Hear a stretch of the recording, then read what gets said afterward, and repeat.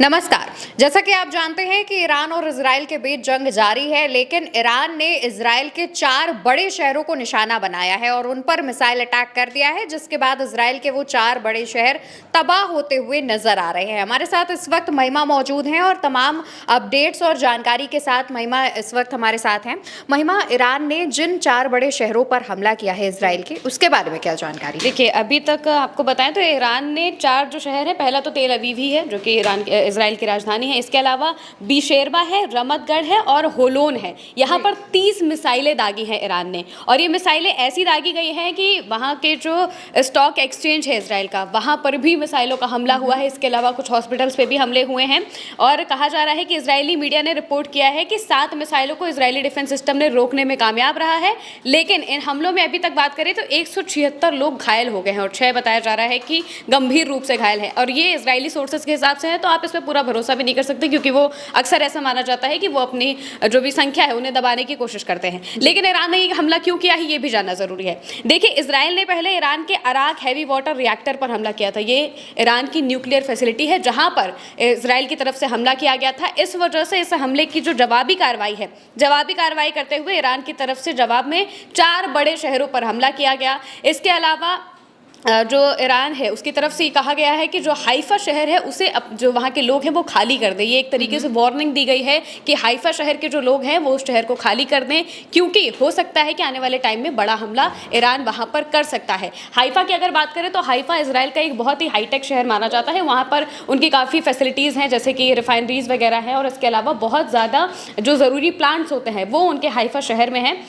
Haifa के अलावा तेल अवीव भी इजराइल का एक बहुत ज़रूरी शहर माना जाता है। वहाँ पर बहुत सारी एम्बेसीज़ हैं और इसके अलावा बहुत सारी चीज़ें हैं। वहाँ पर भी अभी जो ताज़ा हमले हुए हैं उनमें 30 मिसाइलें दागी गई। इसके अलावा जब पहले दिन हमला हुआ था तब भी तेल अवीव पर काफ़ी मिसाइलें दागी गई थी। अब ईरान की तरफ से जो मिसाइलें दागी जा रही हैं वो भी बहुत ज़रूरी है जानना कि वो कौन सी मिसाइलें हैं। तो फतेह-1 मिसाइल का जो कल है वो इस्तेमाल किया था ईरान ने, और वो मिसाइल भी काफ़ी कारगर साबित हुई थी। इसके अलावा एक नई मिसाइल जो कि सिजिल बताया जा रहा है, उसका नाम सिजिल मिसाइल को ईरान की तरफ से दागा गया है, और ये मिसाइल फतेह के मुकाबले और ज़्यादा अपग्रेडेड मिसाइल है। यानी कि फतेह जहां 1400 और 1500 किलोमीटर तक जा सकती थी, वहीं जो सिजिल मिसाइल है वो 2000 किलोमीटर तक मारक क्षमता है उसकी। यानी कि वो ईरान में बैठे बैठे 2000 किलोमीटर तक मार कर सकती है। हाँ, इसके अलावा ईरान और इजराइल के बीच अभी अगर बात करें तो ये आज 7वां दिन है इन दोनों के जंग के बीच। तो अब तक इजराइल में ऐसा कहा जा रहा है कि 50 के आसपास लोगों की मौत हुई है, वहीं जो ईरान में मौत का आंकड़ा है वो थोड़ा बढ़ा हुआ है, 600 के आसपास। यहाँ पर महिमा आपको रोकना चाहेंगे, जैसे कि आप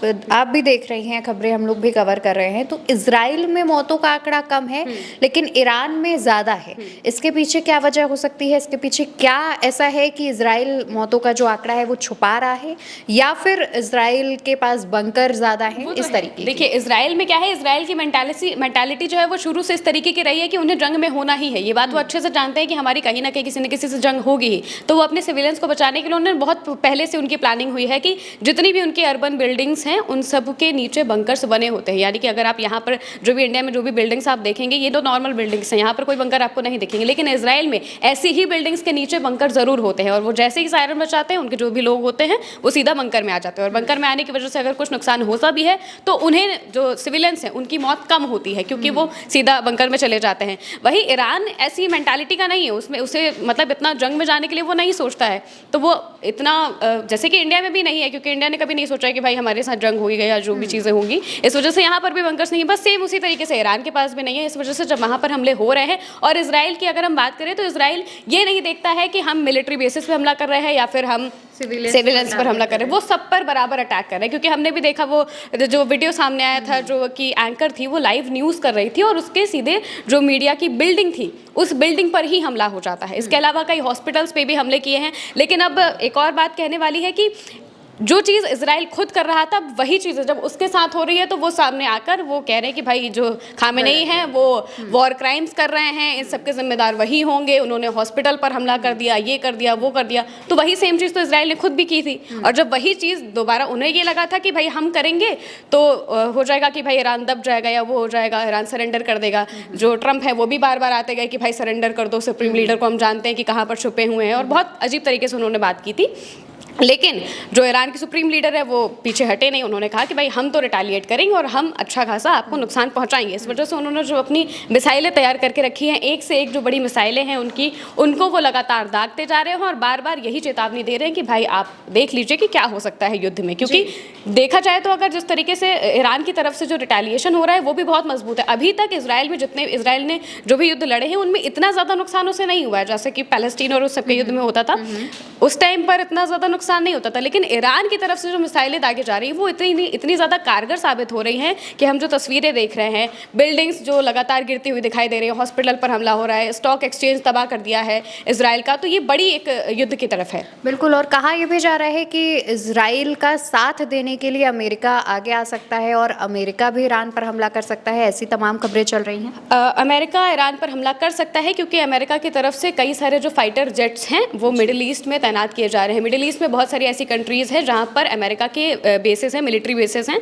वहाँ पर अभी तक अगर पूरे मिडिल ईस्ट की बात करें तो 40,000 के आसपास अमेरिका के सैनिक जो है वो मिडिल ईस्ट में तैनात हैं। और अब क्या है कि अमेरिका की तरफ से जो फाइटर जेट्स हैं उन बेसिस पे भेजा जाना शुरू कर दिया गया है, यानी कि अलग अलग जो बेसिस हैं वहाँ पर अमेरिका के फाइटर जेट्स जो है वो तैनात है एक तरीके से ईरान पर हमला करने के लिए। तो अगर कुछ भी होता है, चीज़ें एस्केलेट होती हैं, आगे और ज़्यादा युद्ध बढ़ता है, इंटेंस होता जाता है, या फिर अगर ऐसा दिखाई देगा कि भाई इसराइल में ज़्यादा नुकसान हो रहा है या वो एक तरीके से वॉर लूज कर रहा है, तो उस टाइम पर अमेरिका आ सकता है। इसके अलावा भी एक और चीज़ है कि अगर इस युद्ध के बीच में अमेरिका को कहीं से नुकसान पहुंचता है, जैसे मान लीजिए ईरान ने इसकी खुली बात कही है कि अगर अमेरिका आएगा तो हम उनके बेसिस पे हमला करेंगे। जो जो बेसिस है उन्होंने बेसिस के नाम भी एक तरीके से बताए थे कि कहाँ कहाँ पर उनके बेसिस है और उन सभी बेसिस पर वो हमला कर सकता है और करेगा भी आने वाले टाइम में, अगर अमेरिका सीधे तौर पर इस युद्ध में कूदता है। अभी तो क्या कि पर्दे के पीछे से अमेरिका है, ये सबको पता है जी। और अब लेकिन क्या कहा है ईरान ने कि भाई अगर आप आएंगे सीधे से तो हम आपको भी मारेंगे और साथ में इसराइल को तो मार ही रहे हैं, वो तो अलग बात है। तो इस वजह से ये है कि अमेरिका भी इस चीज़ के लिए तैयार हो रहा है एक तरीके से कि वो अपने सारे मिलिट्री बेसेस है वहाँ पर जो सैनिक हैं उन्हें भी हाई अलर्ट पे रखा हुआ है कि जो भी सैनिक है वहाँ पर सब हाई अलर्ट पर रहे। इसके अलावा जो मिलिट्री बेसेस है उन्हें भी तैयार कर रहा है और अपने कुछ जहाज़ों को उन्होंने यूरोप में भेजा हुआ है जहाँ पर वो ईंधन के जहाज़ यानी कि फ्यूल वाले जो जहाज़ हैं वो मदद कर सकते हैं अमेरिका की। तो अलग अलग तरीके से अमेरिका जो है वो प्लांटेशन कर रहा है कि अगर आने वाले टाइम में कुछ होता है तो वो भी इस युद्ध में कूद जाए। बिल्कुल। और देखिए कहा यह भी जा रहा है कि पहले देखिए जैसे कि हम भी तमाम जो चीज़ें हैं वो देख रहे हैं, कहा यह जा रहा है कि इजराइल ने जब ईरान पर हमला किया था तो इजराइल ने ये सोचा था कि ईरान उतनी ज़्यादा ताकतवर तरीके से इसका जवाब नहीं देगा, अटैक नहीं करेगा। लेकिन अगर हम कल की ही बात करें तो ऐसी खबर सामने आई थी कि जो अमेरिकी फाइटर जेट है F-35 उसको इजराइल ने मार गिराया है, ऐसे भी दावे किए, जी हाँ, ईरान ने मार गिराया है, ऐसे भी दावे किए जा रहे हैं। तो और दूसरी तरफ इजराइल का जो एयर डिफेंस सिस्टम है वो भी कहीं ना कहीं कमज़ोर पड़ रहा है ईरान की बैलिस्टिक मिसाइलों के आगे। बिल्कुल, ईरान की जो बैलिस्टिक मिसाइलें हैं उनकी स्पीड आप अगर देखेंगे तो आपने भी जैसे वो खबरें कवर की हुई है कि उनकी बैलिस्टिक मिसाइल कितनी ज़्यादा ताकतवर है कि अगर आप इतनी ज़्यादा संख्या में एक साथ मिसाइलें छोड़ेंगे तो सबको इंटरसेप्ट करना मुश्किल हो जाएगा किसी भी एयर डिफेंस सिस्टम के लिए। और इसराइल का एयर डिफेंस सिस्टम, उसकी तारीफ बहुत ज़्यादा होती है, लेकिन इस बार जो हम तस्वीरें सामने हैं कि वो जिस तरीके से हमें दिख रहा है कि डिस्ट्रक्शन हो रहा है, जिस तरीके से लोगों की जानें जा रही हैं, इसके अलावा जो हॉस्पिटल्स पे हमला हो रहा है, स्टॉक एक्सचेंज, हाइफा रिफाइनरी तक पर हमला किया गया, तो मतलब ये अलग अलग जो हमले हैं ये बताते हैं कि ईरान की जो मिसाइलें हैं वो कितनी कारगर साबित हो रही हैं। वहीं दूसरी तरफ अमेरिका ने जब इस युद्ध में कूदने की बात कही थी तो रशिया भी सामने आया। रशिया की तरफ से स्टेटमेंट दिया गया है कि रशिया के जो प्रेसिडेंट है व्लादिमीर पुतिन, उन्होंने मतलब ये कहा था कि हम इस कॉन्फ्लिक्ट को ख़त्म करने में थोड़ी मीडिएशन कर सकते हैं, यानी कि हम अपनी तरफ से कुछ चीज़ें रख सकते हैं जिससे कि ये दोनों कंट्रीज़ एक नेगोशिएशन में आ जाएं और जो तेहरान है वो अपना पीसफुल न्यूक्लियर जो उनको अपना करना है प्रोग्राम जो है एटॉमिक प्रोग्राम उसको वो चला लेंगे। और इसके अलावा जो भी सिक्योरिटी कंसर्न है इसराइल को वो भी नहीं होगा, हम इस पर पीसफुल नेगोशिएशन कर सकते हैं। तो ये भी देखने वाली बात है कि देखिए अब रशिया जो है वो भी, सबको पता है कि रशिया जो है वो ईरान को सपोर्ट करता है। रशिया अलग अपनी एक युद्ध में यूक्रेन के साथ लड़ रहा है, वो अलग बात है, लेकिन इस युद्ध में सामने आने के लिए रशिया ने भी हाथ दे दिया है कि भाई अगर मीडिएशन चाहिए तो हम आ जाएंगे। इसके अलावा अगर और कुछ हो सकता है तो हो सकता है कि रशिया भी युद्ध में कूद जाए, जिस तरीके से अमेरिका आगे आने की बात कह रहा है।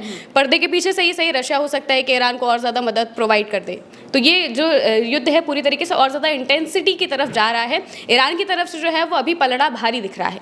बिल्कुल, बहुत शुक्रिया महिमा। और देखिए, जिस तरीके से इज़राइल और ईरान के बीच ये लगातार जंग जारी है, अब की अगर हम फ़िलहाल मौजूदा हालातों की बात करें, तो कहीं न कहीं ईरान की जो मिसाइलें हैं, वो ताकतवर साबित हो रही हैं और उनके आगे ना सिर्फ इज़राइल, बल्कि इज़राइल का एयर डिफेंस सिस्टम, इज़राइल के तमाम अमेरिकी फाइटर जेट्स, जो कि अमेरिका से उसने ये सोच कर लिया था कि जब वो जंग में कूदेगा तो ये काम आएँगे। लेकिन अब वो फाइटर जेट भी फ़ेल होते नज़र आ रहे हैं, उनको भी ईरान की जो मिसाइलें हैं वो लगातार मार गिरा रही हैं और जैसा कि मीडिया रिपोर्ट्स में और तरीके के दावे किए गए हैं। अब अगर इस युद्ध में अमेरिका भी कूदता है इजराइल के साथ और अगर सीधे सीधे ईरान पर वो आगे आकर हमला करता है, तो ईरान के जो सुप्रीम लीडर खामनेई है, उन्होंने भी साफ तौर पर यह ऐलान कर दिया है कि अगर अमेरिका सामने से हमला करेगा तो हम इसका जवाब अमेरिका को भी देंगे। क्योंकि जाहिर सी बात है, आप पीठ पीछे अगर किसी का साथ दे रहे हैं तो वो एक अलग बात हो जाती है, लेकिन अगर आप सामने आकर हम पर हमला करेंगे, हमारे देश के लोगों पर हमला करेंगे, तो उसका जवाब हम जाहिर तौर पर देंगे। अब देखने वाली बात होगी दोस्तों, जिस तरीके से लगातार दिन पर दिन युद्ध बढ़ता जा रहा है, क्या दोनों देश किसी तरीके के शांति समझौते पर मानते हैं या फिर इजराइल जैसे हमले कर रहा है और ईरान उसका जो जवाबी अटैक कर रहा है वो ऐसे ही जारी रहेगा। फिलहाल हमारे साथ तमाम जानकारी महिमा ने साझा की थी। मैं हूं आपके साथ अवंतिका अवस्थी। ऐसे ही उल्टा चश्मा को देखते रहिए, तमाम खबरें आप तक समय के साथ पहुंचाई जा रही हैं।